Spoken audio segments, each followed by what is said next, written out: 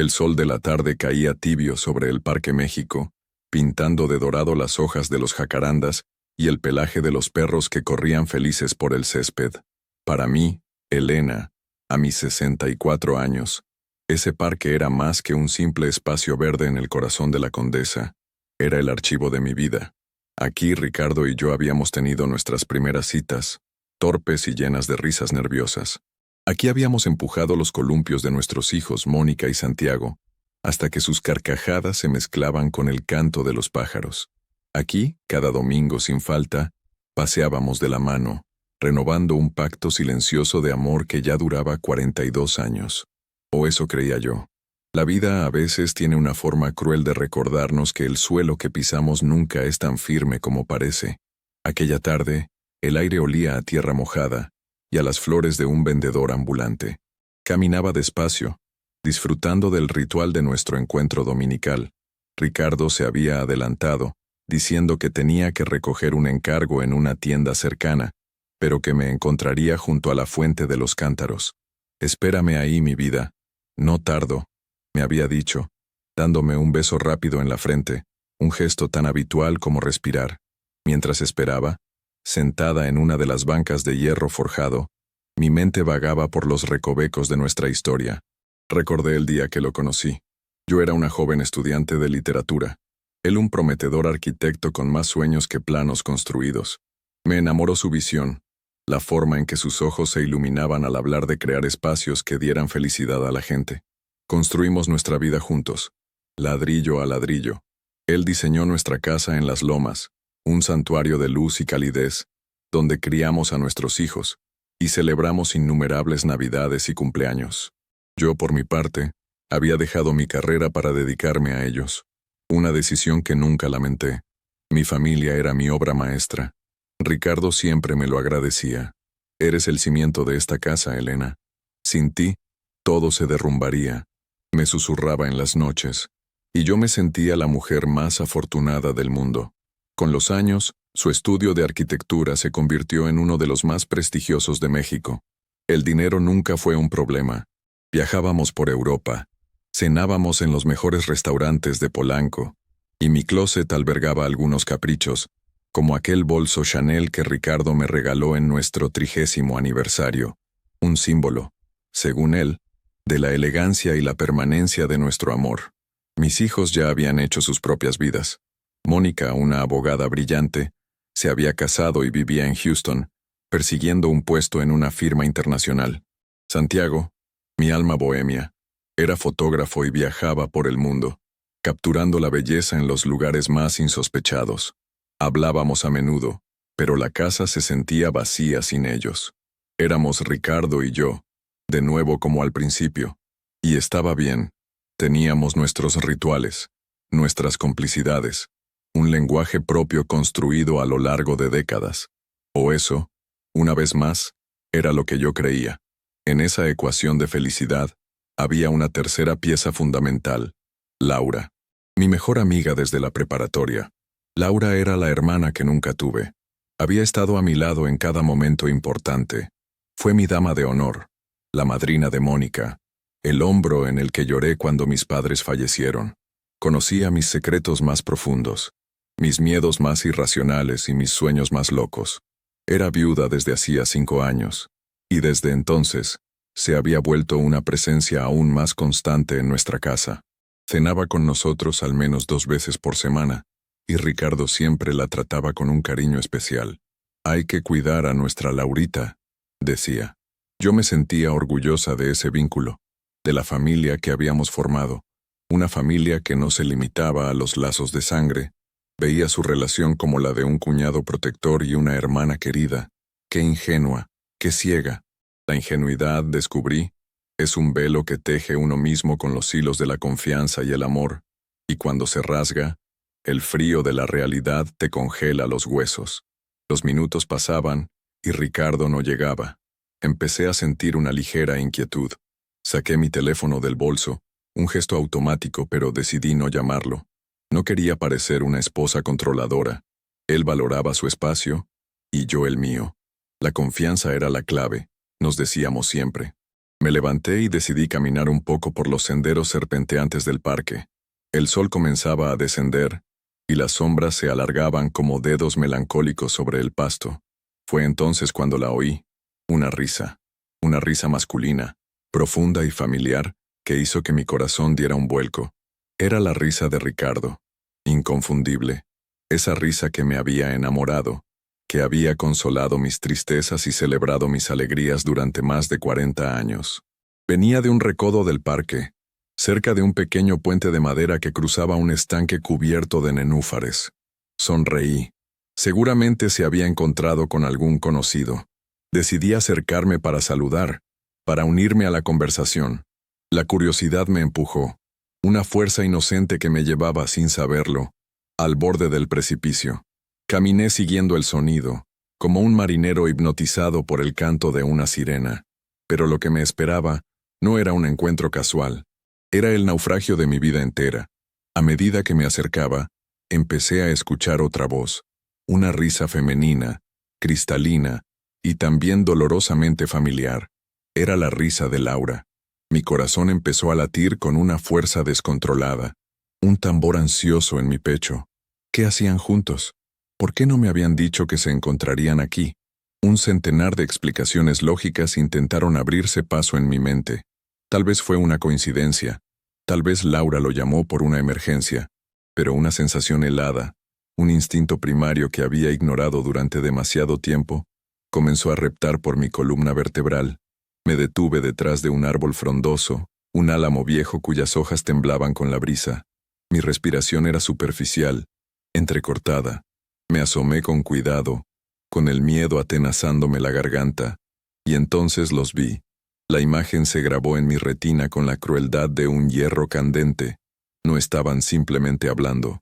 La escena era de una intimidad que me robó el aliento. Ricardo no se había encontrado con Laura por casualidad. Llevaba en sus manos la cámara profesional de nuestro hijo Santiago, esa que le había pedido prestada para redescubrir su pasión por la fotografía. Y la estaba usando. Estaba fotografiando a Laura. Pero no eran fotos casuales. Laura posaba para él, reclinada contra la baranda del puente, con una expresión en el rostro que yo nunca le había visto. Era una mezcla de seducción y entrega, de una felicidad radiante y secreta. Llevaba un vestido rojo, ceñido, un color que raramente usaba. Su cabello, normalmente recogido en un moño sencillo, caía en ondas suaves sobre sus hombros. Ricardo le daba indicaciones con la voz suave y cómplice que yo creía reservada solo para mí. Así, mi amor, inclina un poco la cabeza. Eso es. Mírame como si fuera el único hombre en el mundo. Mi amor. La palabra resonó en el aire quieto del parque y se estrelló contra mi pecho, rompiendo algo fundamental en mi interior. El mundo a mi alrededor se desvaneció. El sonido de los niños jugando, el ladrido de un perro, el murmullo de la ciudad, todo se convirtió en un zumbido sordo y lejano. Solo existía esa escena, ese cuadro viviente de mi traición. Él se acercó a ella, bajó la cámara y le apartó un mechón de cabello de la cara con una ternura que me quemó por dentro. Le susurró algo al oído, y ella soltó esa risa cristalina de nuevo, echando la cabeza hacia atrás. Luego, él la tomó por la cintura, la atrajo hacia sí y la besó. No fue un beso fugaz, fue un beso largo, profundo, apasionado, un beso de amantes que no tienen nada que ocultar porque creen que nadie los ve. El beso que desmanteló 42 años de mi vida, de mis recuerdos, de mi identidad. Yo era Elena, la esposa de Ricardo, la amiga de Laura. Y en ese instante, bajo la sombra protectora de un álamo viejo, dejé de ser ambas cosas. Me convertí en una espectadora de mi propia vida, viendo cómo los dos pilares que la sostenían se derrumbaban en un abrazo adúltero. Retrocedí un paso, luego otro, con un cuidado instintivo como un animal herido que busca refugio. No quería que me vieran. No todavía. Necesitaba aire, necesitaba pensar, aunque mi mente era un torbellino de dolor y confusión. El parque, mi santuario, se había transformado en el escenario de mi peor pesadilla. El sol dorado ahora parecía una burla. La calidez de la tarde se había vuelto gélida. Me di la vuelta y empecé a caminar, sin rumbo fijo, alejándome de la fuente de los cántaros. de la risa de mi esposo, del vestido rojo de mi mejor amiga. Cada paso era un esfuerzo, como si caminara sobre cristales rotos. Y con cada paso, una pregunta se repetía en mi cabeza, una y otra vez, como un eco interminable. ¿Desde cuándo? ¿Desde cuándo mi vida había sido una mentira? Me sentí despojada, como si me hubieran arrancado la piel a tiras. El shock inicial dio paso a una ola de náusea. Me apoyé en el tronco de otro árbol lejos de ellos, luchando por respirar. El aire parecía haberse vuelto espeso, denso, imposible de inhalar. Cerré los ojos, pero la imagen del beso estaba impresa en el interior de mis párpados. Un beso que borraba nuestro primer beso, nuestro beso de bodas, los miles de besos que nos habíamos dado a lo largo de los años. ¿Eran todos falsos? ¿Era yo una tonta que había vivido en una elaborada farsa? Mi mente, en un intento desesperado por protegerse, empezó a buscar justificaciones. Quizás era un malentendido, quizás era una broma de mal gusto. Pero no había forma de malinterpretar la intimidad en sus miradas, la posesión en sus gestos, la pasión en ese beso. La verdad era un veneno que ya corría por mis venas. La traición no era solo de Ricardo. La de Laura dolía de una manera diferente, más aguda, más perversa. Era una puñalada por la espalda de la persona que se suponía que debía protegerla. Laura, la que me consoló cuando tuve un aborto espontáneo en nuestros primeros años de matrimonio. La que cuidó a mis hijos cuando tuve que ser operada de la vesícula. La que me animaba a tener noches de chicas, para que Ricardo y yo no cayéramos en la rutina. ¿Habían sido esas noches una estrategia para tener el campo libre? El pensamiento era tan monstruoso que me hizo sentir físicamente enferma. Una oleada de rabia, pura y ardiente, comenzó a subir desde lo más profundo de mi ser. Reemplazó el dolor paralizante por una energía eléctrica y destructiva. Quería correr hacia ellos, gritarles, abofetearlos. Quería arrancarles esa felicidad ilícita de sus rostros. Quería que el mundo viera su engaño. Pero algo me detuvo. Una voz fría y extrañamente calmada en medio del caos de mi mente. Napoleon Hill, un autor que mi padre solía citar, decía que cada adversidad, cada fracaso, cada angustia, lleva consigo la semilla de un beneficio equivalente o mayor. En ese momento, la idea me pareció un insulto. ¿Qué beneficio podía haber en la demolición de mi vida? Sin embargo, esa voz insistió. No actúes por impulso. Observa. Piensa. La ira es un fuego que, si no se controla, te consume a ti primero. Me obligué a quedarme quieta, a respirar hondo. Mi corazón seguía martilleando contra mis costillas, pero mis manos dejaron de temblar. Decidí que no les daría la satisfacción de verme derrumbada. No les daría el poder de controlar mi reacción. Mi dolor era mío, y yo decidiría cómo y cuándo enfrentarlo. Me alejé de mi escondite con pasos lentos y deliberados, tomando una ruta que me llevaría de vuelta a la entrada del parque sin que me vieran. Cada paso era una afirmación de control, en un mundo que se había salido de su eje. Cuando llegué a la calle, el tráfico y el ruido de la ciudad me envolvieron, un caos externo que reflejaba mi tormenta interior. Paré un taxi, un gesto mecánico. «A las lomas, por favor», dije, y mi propia voz me sonó extraña, como si perteneciera a otra persona. Durante el trayecto, miré por la ventana sin ver nada. Mi mente era un proyector reproduciendo escenas de mi vida bajo una nueva y horrible luz. Recordé la fiesta sorpresa que Laura me organizó para mi 60º cumpleaños. Ricardo dio un discurso conmovedor, hablando de nuestra conexión inquebrantable. Laura lloró y me abrazó susurrando, «Te mereces toda la felicidad del mundo, amiga». ¿Era todo teatro? ¿Se reían de mí en secreto? Recordé las veces que Ricardo llegaba tarde del trabajo, culpando al tráfico o a reuniones de última hora. Las veces que Laura cancelaba nuestros planes a último momento por un dolor de cabeza. Las piezas del rompecabezas empezaron a encajar, formando una imagen grotesca que me había negado a ver. Había habido señales, pequeños detalles, una mirada demasiado larga entre ellos, una broma que solo ellos entendían, un gesto de familiaridad que yo había atribuido a su larga amistad. Yo misma había tejido la venda sobre mis ojos, convencida del amor de mi esposo y la lealtad de mi amiga. La confianza ciega, me di cuenta, Es la forma más sofisticada de la estupidez. Cuando el taxi se detuvo frente a nuestra casa, la vi con otros ojos. Ya no era mi santuario. Era una escena del crimen. El lugar donde se había perpetrado la traición. Pagué al conductor y entré. El silencio de la casa era abrumador. Cada objeto parecía burlarse de mí. El retrato de nuestra boda en la sala, las fotos de nuestras vacaciones familiares en la repisa de la chimenea. Mentiras. Todo eran mentiras. Subí a nuestra habitación, el corazón encogido. El olor de Ricardo estaba en las sábanas, en sus almohadas. Abrí su lado del armario. Sus trajes caros, sus camisas perfectamente planchadas.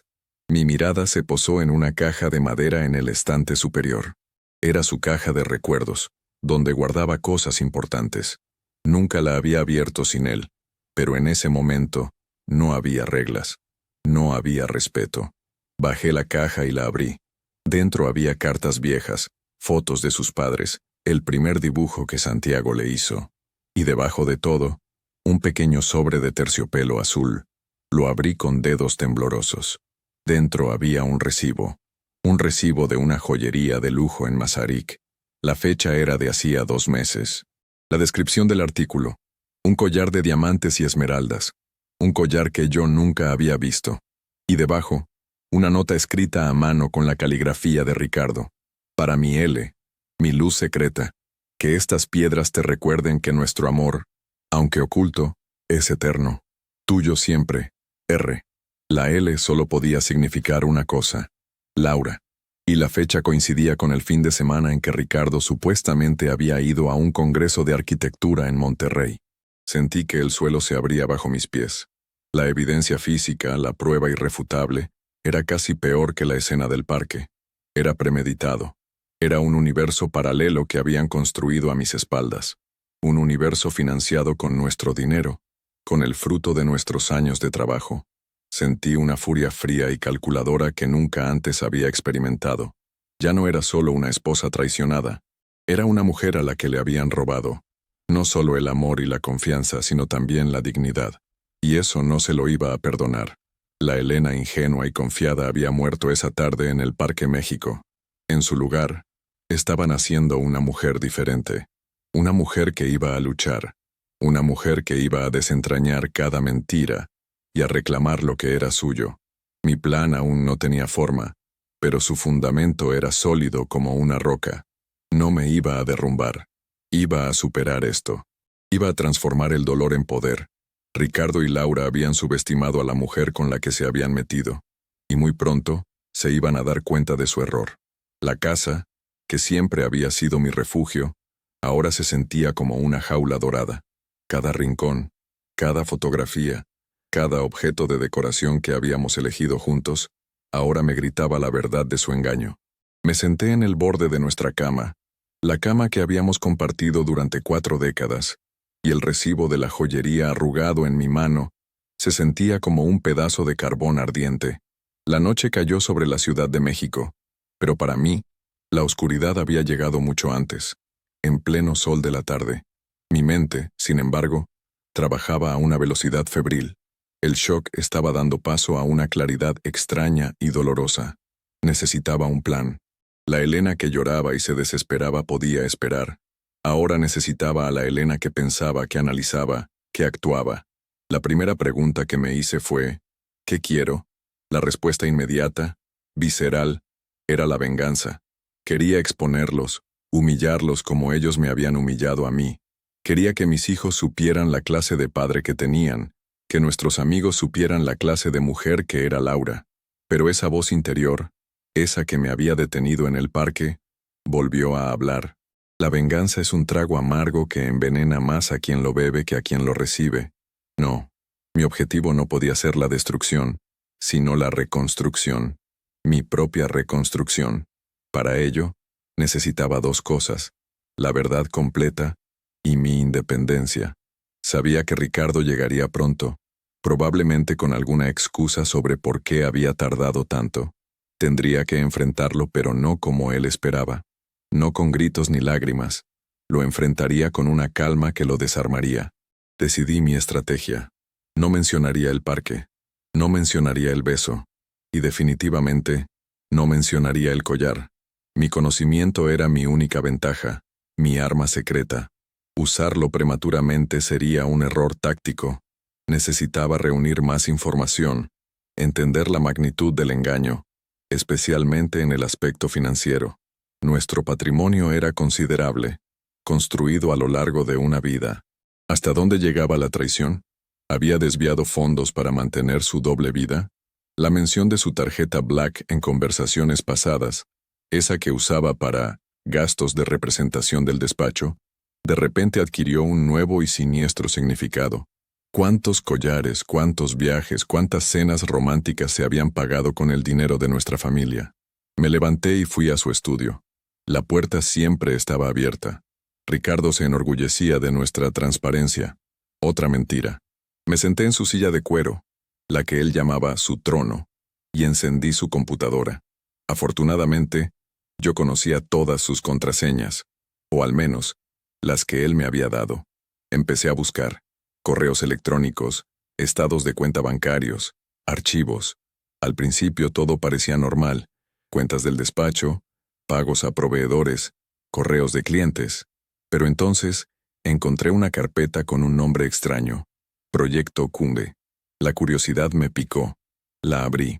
Dentro había planos de arquitectura, pero no de un edificio de oficinas o un complejo residencial. Eran los planos de una casa más pequeña que la nuestra, pero exquisitamente diseñada, con un jardín interior y una terraza con vistas a un lago. Mi corazón se detuvo cuando leí la ubicación: Valle de Bravo, el lugar favorito de Laura. Juntos, Ricardo y yo habíamos soñado con comprar una casita de fin de semana allí, pero él siempre decía que no era el momento, que las inversiones del despacho eran la prioridad. Revisé los documentos adjuntos. Había un contrato de compraventa de un terreno, y estaba a nombre de Ricardo Montero y Laura Solís. El mundo volvió a temblarme. No era solo un romance, no era solo un collar. Estaban construyendo una vida juntos, una vida secreta, un nido de amor en el mismo lugar que yo había soñado para nuestro retiro. El nivel de premeditación era escalofriante. Escuché el sonido de su coche entrando en el garaje. Mi pulso se aceleró. Rápidamente cerré todo, asegurándome de no dejar rastro de mi investigación. Apagué la computadora y volví a nuestra habitación justo a tiempo. Me senté en el tocador y empecé a cepillarme el cabello, intentando que mi mano no temblara. Él entró en la habitación con una sonrisa en el rostro, la misma sonrisa que me había dedicado miles de veces. ¿Dónde andabas, mi vida? Te estuve esperando en la fuente, pero no te vi, dijo, con una naturalidad que me revolvió el estómago. Se acercó para besarme, pero yo giré la cabeza ligeramente, y sus labios encontraron mi mejilla. Él frunció el ceño, confundido. ¿Pasa algo? Estás rara. Solo estoy cansada, respondí, mi voz sonando increíblemente serena. El día fue largo. Él pareció aceptar la excusa. Bueno, te tengo una sorpresa que te va a animar, dijo, su entusiasmo evidentemente falso.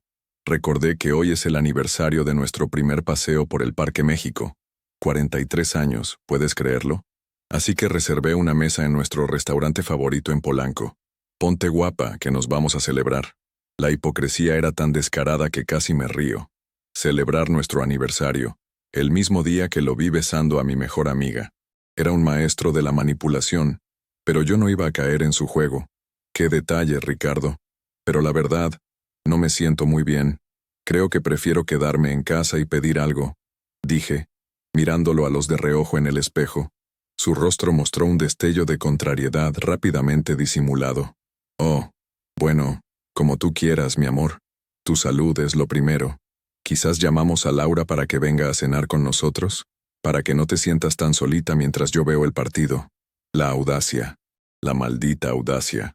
Invitar a su amante a nuestra casa esa misma noche, para hacerme compañía. En ese momento comprendí que no estaba tratando con un hombre que había cometido un error. Estaba tratando con un sociópata, un hombre que disfrutaba del riesgo, que se deleitaba en su capacidad para engañar. Mi decisión se solidificó. No habría confrontación emocional esa noche. Habría una partida de ajedrez. Y yo acababa de ver su jugada. Sí, claro. respondí con una sonrisa que no llegó a mis ojos. Llama a Laura. Sería encantador tenerla aquí. Quería verlos juntos. Quería observar su dinámica, buscar las grietas en su actuación. Quería que se sintieran seguros en su engaño, mientras yo, desde las sombras, preparaba mi contraataque. Mientras él bajaba a hacer la llamada, me miré al espejo. La mujer que me devolvía la mirada parecía mayor. Sus ojos habían perdido un brillo que quizás nunca recuperaría. Pero también había algo nuevo en su expresión. Una dureza. Una determinación de acero. Me puse un vestido sencillo pero elegante. Me apliqué un poco de maquillaje para ocultar la palidez de mi rostro, y me puse los aretes de perlas que mi madre me había heredado. Eran un símbolo de dignidad y fuerza, y esa noche necesitaba ambas cosas en abundancia. La cena fue una obra de teatro del absurdo. Laura llegó con una botella de vino y una sonrisa radiante, abrazándome con una familiaridad que ahora me resultaba repulsiva. ¿Cómo estás, amiguis? Ricardo me dijo que te sentías un poquito mal. Un poco cansada, nada más. Pero ya estoy mejor ahora que estás aquí, respondí, devolviéndole el abrazo y sintiendo el impulso de clavarle las uñas en la espalda. Nos sentamos a la mesa.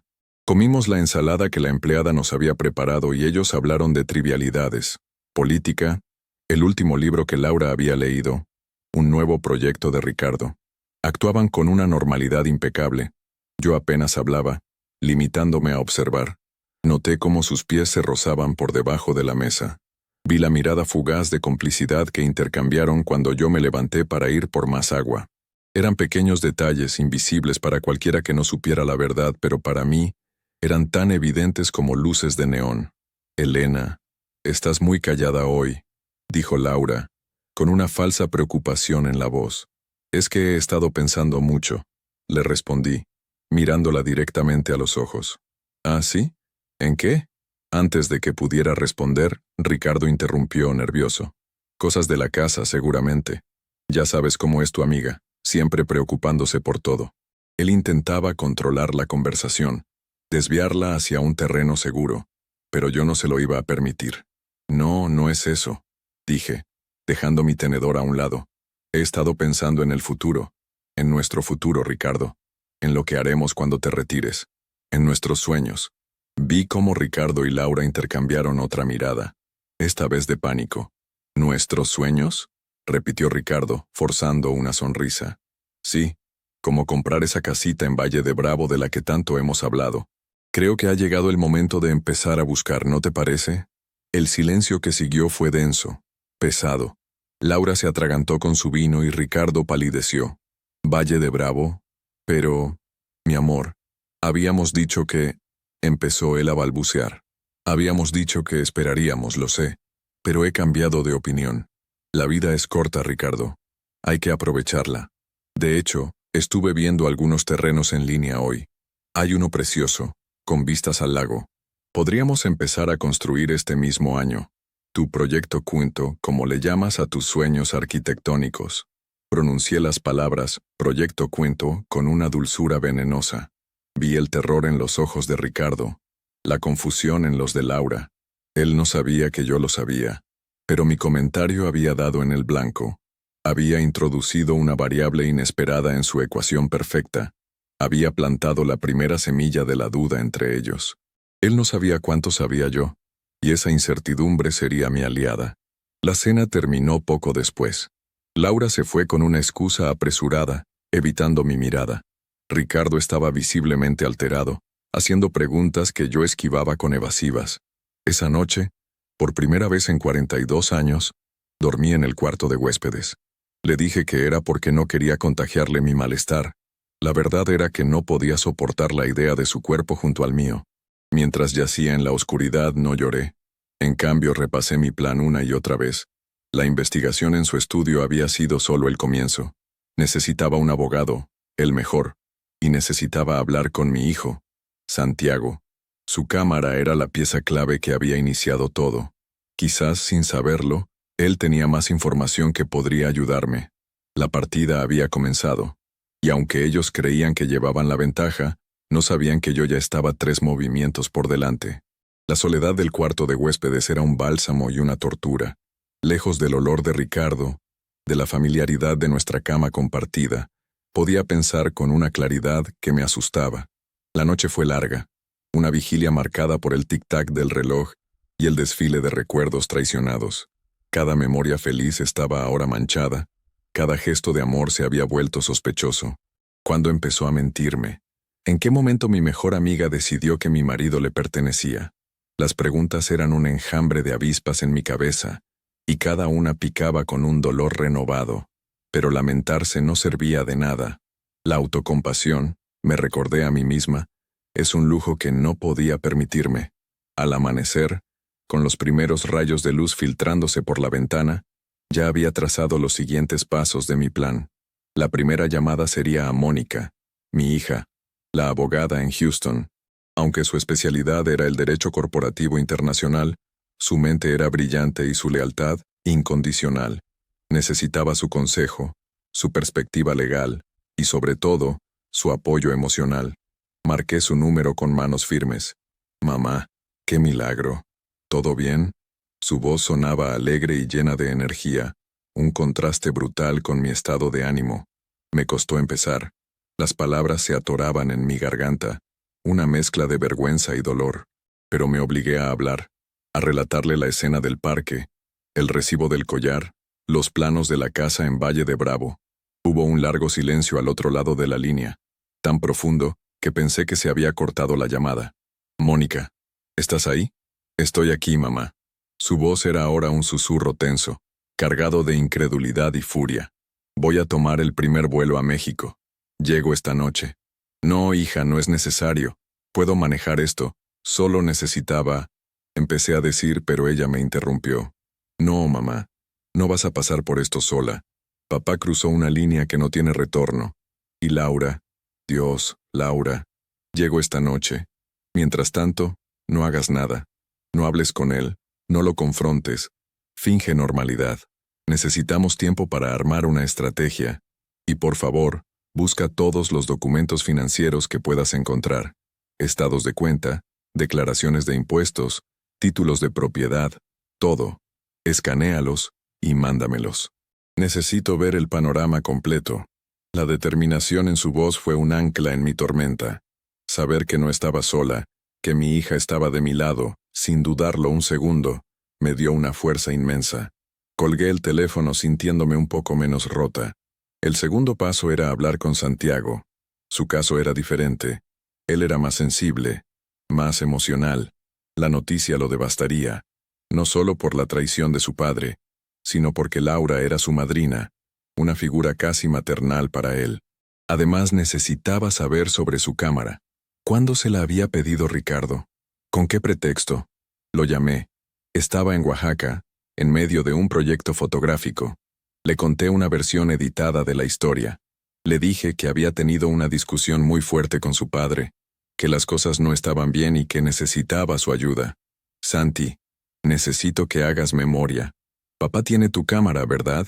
¿Cuándo te la pidió y para qué te dijo que la quería? Sí, mamá. Se la presté hace como 3 meses, respondió, su voz teñida de preocupación. Me dijo que quería retomar la fotografía como hobby, para desestresarse del trabajo. Dijo que quería capturar la belleza de la ciudad, los parques, la arquitectura. ¿Por qué, mamá? ¿Qué está pasando? Solo necesito saber, mi amor. ¿Te ha comentado algo de sus fotos? ¿Te ha mostrado algo? No, nada. De hecho, se me hizo raro. Le pregunté un par de veces y me daba largas. Decía que todavía estaba experimentando, que no tenía nada digno de mostrar. Mamá, me estás asustando. No te preocupes, hijo. Solo son problemas de adultos.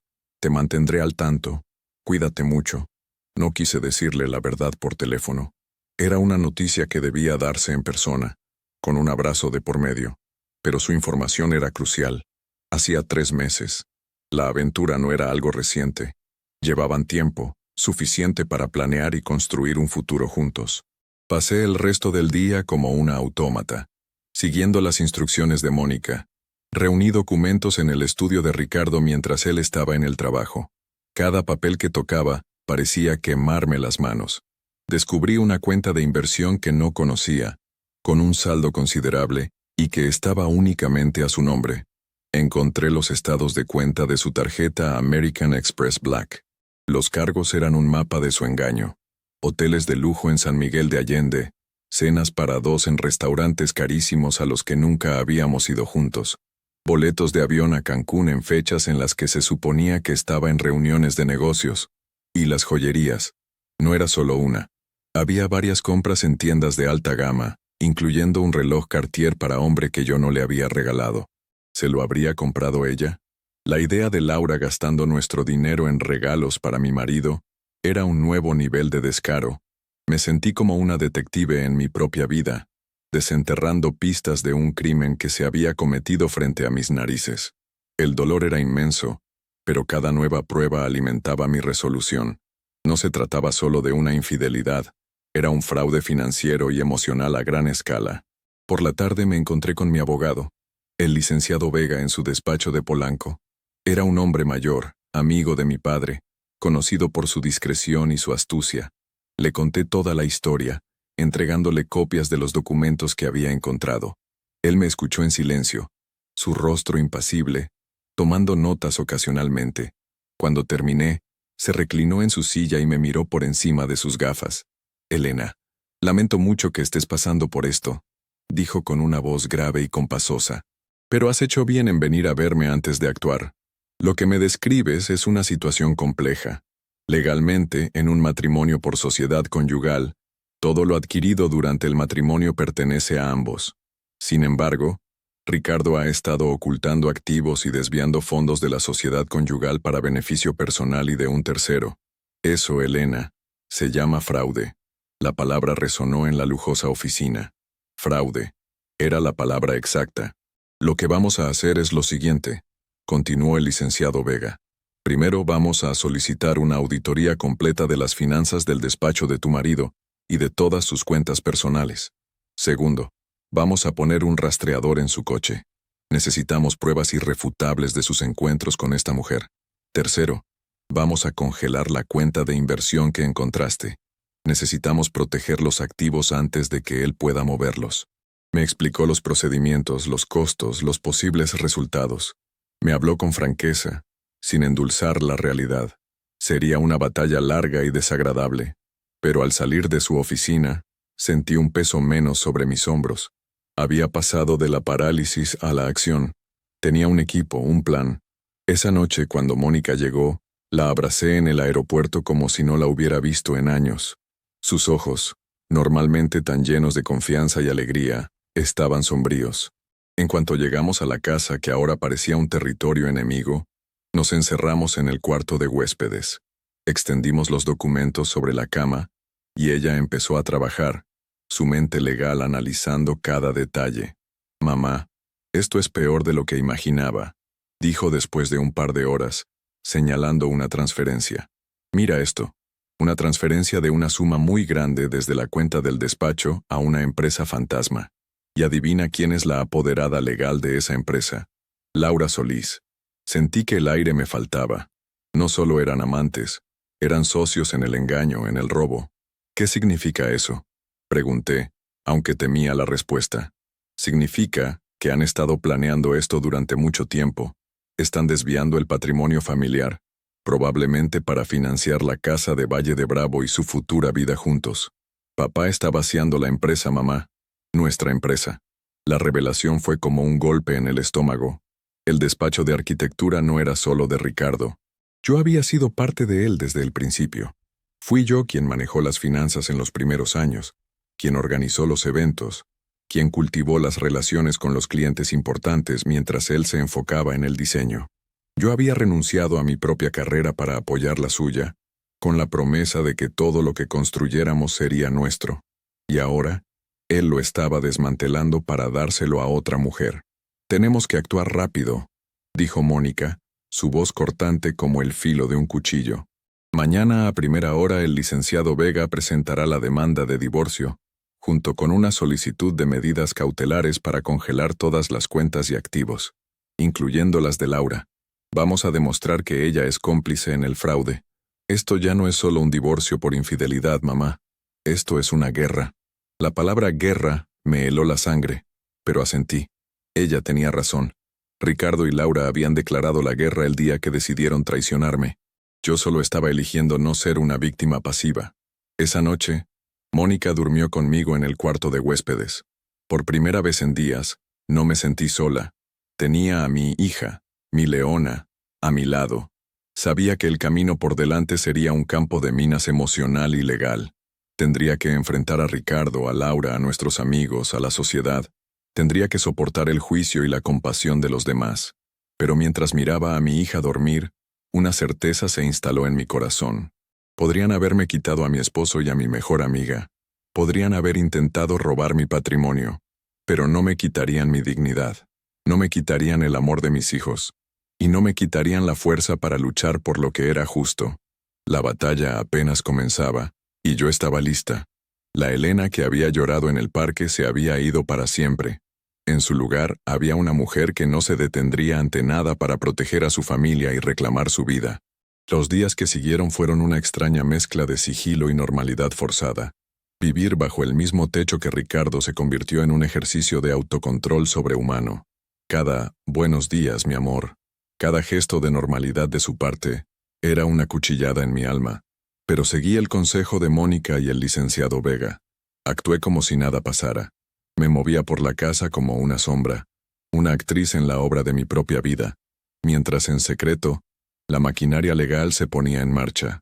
Mónica se quedó una semana, trabajando remotamente desde el cuarto de huéspedes, coordinando con el equipo de Vega.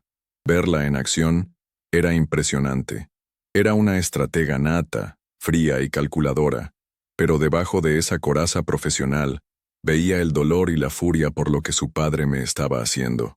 Una noche, mientras revisábamos unos documentos, levantó la vista y me dijo: «Mamá, sé que esto es un infierno para ti, pero quiero que sepas lo orgullosa que estoy de tu fortaleza. Muchas mujeres se hubieran derrumbado. Tú, en cambio, estás luchando. Eres la mujer más fuerte que conozco». Sus palabras fueron un bálsamo. Me recordaron que esta lucha no era solo por el dinero o la justicia, sino también por el ejemplo que les daba a mis hijos. El equipo del licenciado Vega era increíblemente eficiente. En menos de 48 horas, el rastreador estaba en el BMW de Ricardo. Un investigador privado, un hombre discreto y de pocas palabras, comenzó a seguirlo. Las pruebas no tardaron en llegar. Fotos de Ricardo y Laura entrando en un hotel boutique en la Roma. Cenas en terrazas íntimas. Y, por supuesto, visitas a la construcción de su nido, en Valle de Bravo. Cada informe que recibía era un nuevo golpe, pero también una nueva pieza de munición para nuestra causa. Lo más doloroso fue confirmar que sus encuentros no se limitaban a lugares secretos. A veces, se veían en lugares públicos, en cafés donde cualquiera de nuestros amigos podría haberlos visto. ¿Nadie se dio cuenta? ¿O la gente simplemente prefiere no meterse? Me di cuenta de la soledad que rodea a una víctima de engaño. Es como si la traición te volviera invisible para el resto del mundo. El día que el licenciado Vega presentó la demanda fue un martes. Recuerdo que el cielo estaba gris, plomizo, como mi estado de ánimo. Ricardo había salido a trabajar como cualquier otro día, después de darme un beso en la mejilla que me produjo arcadas. A media mañana, recibí un mensaje de Vega. Procedimiento iniciado. Las cuentas serán congeladas en las próximas horas. Sentí un vértigo, una mezcla de miedo y alivio. Ya no había marcha atrás. La llamada de Ricardo llegó a las 4 de la tarde. Su voz era irreconocible, un gruñido de rabia y pánico. «Elena, ¿qué demonios hiciste? No puedo usar ninguna de mis tarjetas. La cuenta del banco está bloqueada. ¿Qué significa esta notificación del juzgado?» «Significa que te estoy pidiendo el divorcio, Ricardo», respondí, mi voz sorprendentemente firme, ensayada una y otra vez en mi mente. «¿Divorcio? ¿Estás loca? ¿Después de 42 años? ¿Por qué? Creo que tú sabes muy bien por qué. O debería decir, ¿por quién? Se llama Laura Solís. ¿Te suena?» Hubo un silencio sepulcral al otro lado. Podía casi oír los engranajes de su mente tratando de procesar cómo había sido descubierto. «¿De qué hablas?» «Laura es nuestra amiga», empezó a decir, pero su voz carecía de convicción. «Ahórrate las mentiras, Ricardo. Tengo pruebas, fotos, estados de cuenta. los planos de su casita en Valle de Bravo a nombre de los dos, la empresa fantasma a través de la cual has estado desviando nuestro dinero. ¿Sigo? El silencio esta vez fue más largo, cargado de la derrota de un hombre atrapado. Elena, por favor, tenemos que hablar. ¿Puedo explicarlo?, suplicó, su tono cambiando de la rabia a una falsa mansedumbre. No hay nada que explicar. Mis abogados hablarán con los tuyos. Y una cosa más, Ricardo. Quiero que te vayas de mi casa, hoy mismo. ¿Tu casa? Esta casa es mía. Yo la construí. La construimos juntos. Y legalmente, hasta que un juez decida lo contrario, es tan mía como tuya. Pero yo no he traicionado a esta familia. Así que te vas tú. Tienes 2 horas para empacar tus cosas. Si no lo haces, llamaré a la policía. Y colgué. Mi mano temblaba, pero mi corazón latía con una fuerza que no había sentido en años. Era la fuerza de la dignidad recuperada. La confrontación con Laura fue diferente. No la llamé. Fui a su casa esa misma tarde. Ella me abrió la puerta, y su rostro se transformó al verme. La sorpresa dio paso al miedo cuando vio la expresión de mis ojos. No le di tiempo a hablar. Sé lo de Ricardo, dije, mi voz plana, sin emoción. Ella palideció, retrocediendo un paso. Empezó a balbucear excusas, a llorar, a decir que no era lo que yo pensaba. No me interesan tus lágrimas de cocodrilo, Laura. Solo he venido a decirte una cosa. Disfruta del collar, de los viajes y de los sueños que construiste con el dinero de mi familia, porque te va a costar todo lo que tienes y más. Mi demanda no es solo contra Ricardo. Es contra ti también por cómplice de fraude. Prepárate porque voy a destruir la vida que intentaste construir sobre las ruinas de la mía. Me di la vuelta y me fui, sin mirar atrás. No sentí satisfacción, solo un vacío inmenso donde antes había una amistad de toda una vida. Había cerrado la puerta a mi pasado, y ahora solo podía mirar hacia adelante. Ricardo se fue esa noche. Empacó unas maletas entre insultos y amenazas veladas. Verlo salir de la casa que había sido nuestro hogar fue uno de los momentos más tristes de mi vida, pero cuando la puerta se cerró detrás de él, respiré hondo y sentí, por primera vez en meses, una sensación de paz. La casa estaba en silencio, pero ya no era un silencio opresivo, era un lienzo en blanco, mi lienzo en blanco.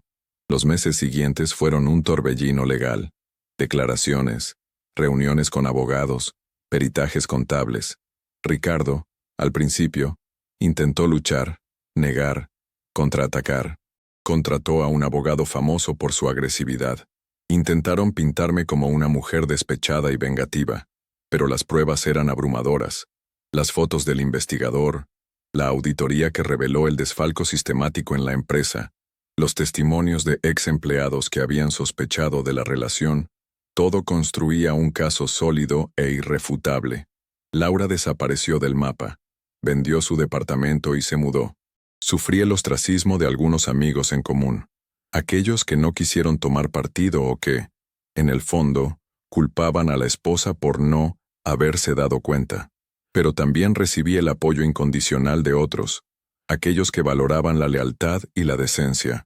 Y lo más importante, tenía a mis hijos. Santiago voló desde Oaxaca en cuanto supo la verdad. Llegó a casa con los ojos rojos de llorar, me abrazó y me dijo, «Perdóname, mamá. Perdóname por no haberme dado cuenta, por haberle prestado la cámara, por...». Lo callé con un beso en la frente. «Tú no tienes la culpa de nada, mi amor.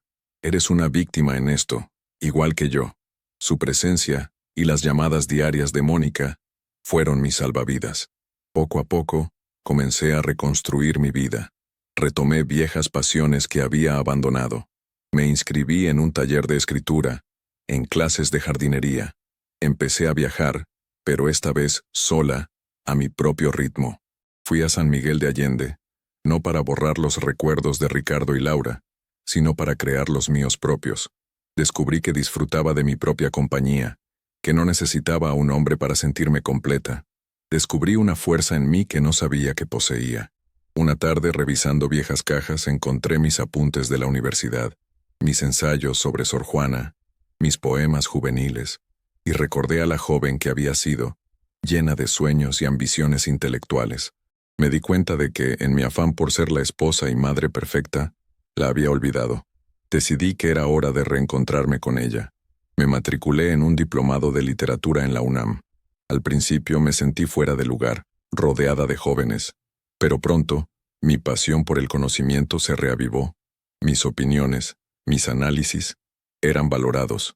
Mi mente, que había estado dedicada a la logística del hogar y la vida social, se sentía viva de nuevo. El proceso de divorcio concluyó 1 año y medio después de aquella tarde en el Parque México. El juez falló a mi favor en todos los puntos. Obtuve la casa, una pensión vitalicia y el 65% de los activos de la sociedad conyugal, incluyendo el despacho de arquitectura, como compensación por el fraude demostrado. La empresa fantasma de Laura fue disuelta y sus activos transferidos a mí. Ricardo quedó con su reputación manchada y una situación financiera precaria. Laura, según supe por terceros, se había mudado a Querétaro y vivía una vida mucho más modesta. No sentí alegría por su desgracia. Sentí una especie de justicia tranquila, la satisfacción de que el equilibrio del universo, de alguna manera, se había restablecido.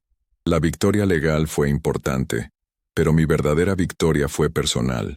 Había sobrevivido al peor golpe de mi vida y había salido del otro lado no solo entera, sino más fuerte, más sabia, más dueña de mí misma. Había aprendido que la confianza debe ganarse, no regalarse, que la independencia no es solo financiera, sino también emocional, y que el amor más importante es el que uno se tiene a sí mismo. La casa en las lomas, que una vez fue el escenario de una traición, se convirtió en el símbolo de mi renacimiento. La redecoré a mi gusto, llenándola de luz, de libros y de las risas de mis hijos, y pronto, de mis nietos. La vida me había quitado mucho, pero también me había dado una segunda oportunidad, y esta vez la iba a vivir en mis propios términos. Gracias por llegar hasta el final de esta reflexión. Si estás leyendo esto, quiero que sepas que no estás solo. Ahora, te invito a un momento de calma. Voy a compartir una oración. No importa tu religión, sino tu fe. Una oración pensada para ayudarte, para abrazar a todos los que en silencio luchan, sienten, esperan. Solo cierra los ojos un instante y deja que estas palabras te acompañen. Ten fe, todo va a estar bien. Orar, encenderse por dentro. Hay dolores que nadie ve, dolores que no gritan, no sangran, pero pesan como un velo sobre los hombros. Esos que uno carga en silencio, tratando de entender, de seguir, de soportar. Pero hay un momento, y yo he estado ahí varias veces, en que el esfuerzo cansa, la mente se rinde, y algo dentro de uno se arrodilla, no por debilidad, sino por verdad. Es en ese instante cuando la oración comienza, o mejor dicho, aparece. No esa hecha con palabras bonitas o promesas apresuradas, sino la que brota de un lugar tan profundo que ni siquiera tiene nombre, como un susurro del alma diciendo, ya no puedo sola. Orar, descubrir, no es pedir, es recordar. Recordar quiénes somos cuando el ego se aquieta. Recordar que la vida también late en lo invisible, que hay un centro en nosotros donde todo descansa, y que, aunque por fuera todo parezca derrumbarse, ese centro permanece. A veces, orar es simplemente cerrar los ojos y recogerse como una flor que siente el frío de la noche. Es permitir que una presencia suave nos envuelva, no como magia, sino como sustento, como quien dice sin prisa, aquí estoy, incluso ahora. La oración, o la súplica, no cambia el mundo, pero cambia a quien ora. No evita los dolores, pero transforma la forma en que atravesamos cada uno de ellos. Nos da una mirada más tierna, un corazón menos endurecido, un paso más firme, incluso en la oscuridad. Es como si por un instante, el alma flotara por encima del tiempo y regresara al cuerpo con más paz. No una paz ruidosa, sino esa que solo quien ha pasado por el caos puede reconocer. Orar es afinar la escucha. La mente se calla y la intuición despierta. Las respuestas no siempre vienen en palabras. A veces son solo percepciones, toques sutiles, un calor en el pecho. La oración ilumina lo que estaba turbio, deshace nudos que ni sabíamos que teníamos. Y lo más bonito es que no tiene que ser complicado. Orar es hablar con Dios, con el universo, con esa inteligencia amorosa que nos habita y nos envuelve, incluso cuando lo olvidamos. Y no tiene que sonar bonito. No necesitas saber rezar, no necesitas entender nada sobre la fe. Puede ser un desahogo en la ducha, una lágrima en la almohada, una frase susurrada antes de dormir. Cuídame. Puede ser incluso el silencio, cuando el dolor es tan profundo que no salen palabras. Dios entiende todo eso. El universo escucha lo que el corazón no sabe decir. No hay una forma correcta. Hay presencia. Y cada vez que nos permitimos ese encuentro, aunque sea sin ritual, aunque sea sin certeza, es oración. Es tan simple, tan al alcance. Orar es solo recordar que no estamos solos. Y entonces, un día, sin darnos cuenta, nos volvemos oración. La forma de caminar, de tocar, de callar, todo empieza a vibrar distinto. Ni siquiera hace falta decir nada. Solo estar ahí ya es oración viva. Y hasta en los días en que no logramos orar, y sí, hay días así, el alma sigue orando por nosotros. El espíritu no olvida de dónde viene. Al final, orar es eso, encenderse por dentro, y dejar que esa luz nos guíe, incluso cuando no sabemos el camino. Gracias de nuevo por acompañarme. Si esta historia te tocó de alguna manera, déjame un comentario. Me encantará leerte. Cuéntame desde qué ciudad o país me estás leyendo. Me llena de alegría saber hasta dónde llegan mis palabras. Y si tienes alguna sugerencia para futuras historias o temas que te gustaría que abordara, por favor compártela. Este canal lo construimos juntos. Como un pequeño gesto de agradecimiento por tu tiempo y tu apoyo, he dejado algunas de mis recetas favoritas de tés relajantes y postres sin azúcar en el primer comentario fijado. Son un apapacho para el alma. Que Dios te proteja siempre, a ti y a los tuyos. Nos leemos pronto.